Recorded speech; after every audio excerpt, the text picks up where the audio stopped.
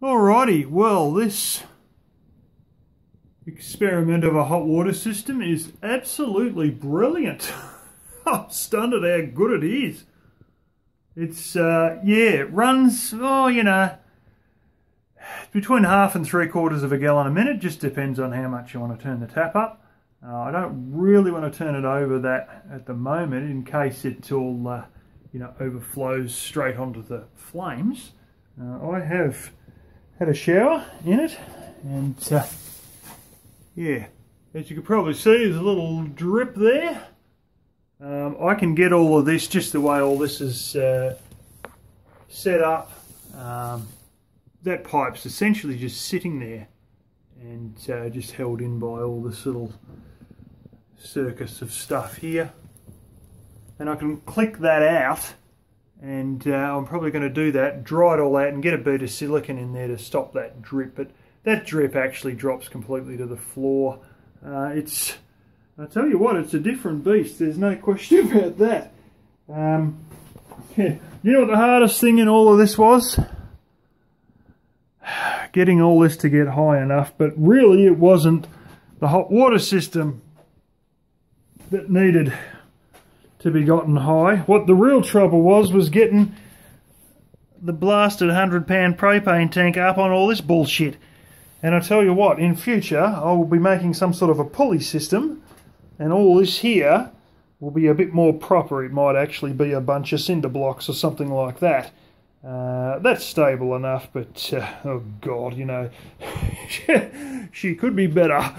I was really tempted to get a 20-pound bottle, and because I've done this before with the other hot water system that I used to have and still have laying around, and that was to put a belt in there, like a, you know, belt you put around your pants, and then hang a 20-pound bottle, 9-kilo bottle off the thing.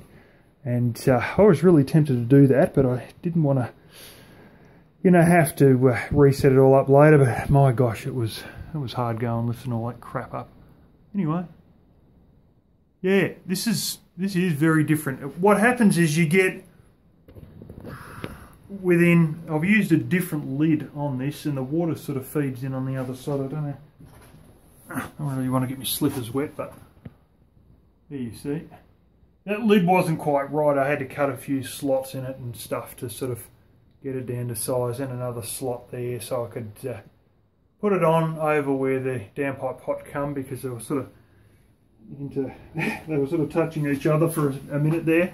But anyway, you get a lot of condensation builds up on the side and even a little bit underneath, believe it or not, and it builds right up to within probably blooming 2 inches of the lid, so 1 inch off the bottom of the handles.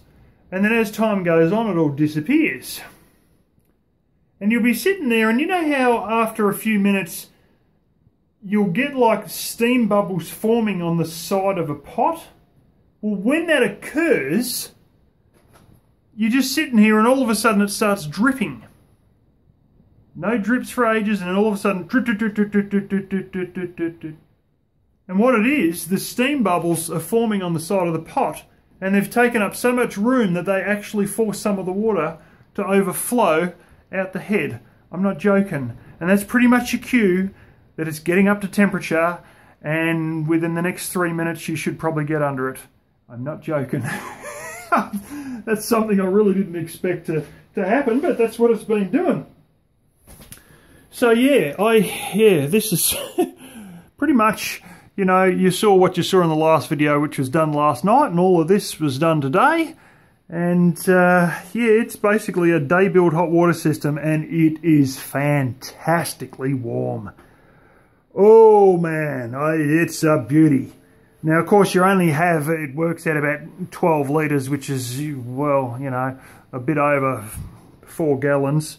No, actually, that's like 3.5 gallons or something like that before it starts going cold again. But then, you know, if you're willing to sit there for another 4 or 5 minutes, it's hot once again, and off you go again. It's a strange feature I'll show you. You turn it on down here. Now watch this. Listen. You see, it takes like 20 or 30 seconds for the water to fire up, so we turned it off. and the water will keep going for another 30 seconds. So, she's a bit of a delay sort of a system. You know, you turn it on and you've got a while before it all kicks in, 20 seconds or so. You turn it off and she keeps going for, well, you know, you're probably counting the screen right now. So that'll be at least another 30 seconds by now. And we're still just starting to run out. So, but yeah, I am so bloody pleased. Like, it's been a cold day. You know, I've had the wood heater going all day. The cat's been sleeping on the bed all day.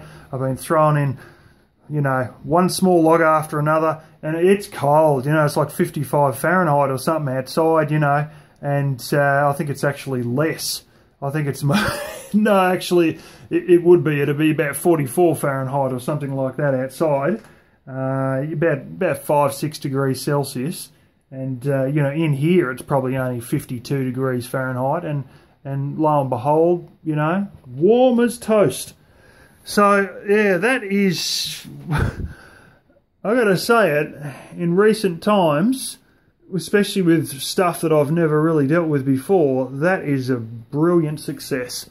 And shit's all over that other blooming thing that I took damn near 2 weeks to make and had bugger all effect, versus this thing, you know, friggin' 2 hours yesterday and a lot of today actually playing around with woodwork more than anything else, and bits of wire to secure everything, and brilliant, absolutely brilliant.